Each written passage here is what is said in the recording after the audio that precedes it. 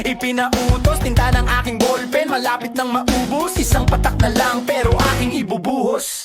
Maliban na magkamali ang sangtulad ko, ako ay tao lang, di naman natulad mo. Ano ba ang dapat na gawin? Dapat bang kamuhian? O dapat ba natularan ng sangtulad ko na tao lang? Pasensya na, tao lang. Pasensya na, tao lang.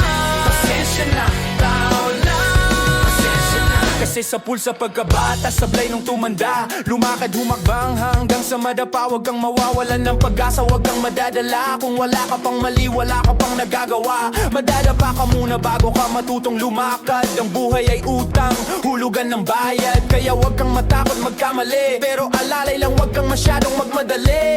Yan ang sabi sa akin ng aking itay, na pinapaalala palagi sa akin ni inay, na kadalasan ay hindi nasusunod. Ayoko nang sumali, gusto ko manood. Minsan wala nang gana, ayoko nang mag-rap. Kasi akala ko dati, alam ko na lahat. Yun pala, kulang pa ang kaalaman kong labis. Ngayon alam ko na kung ba't may pambura ang lapis.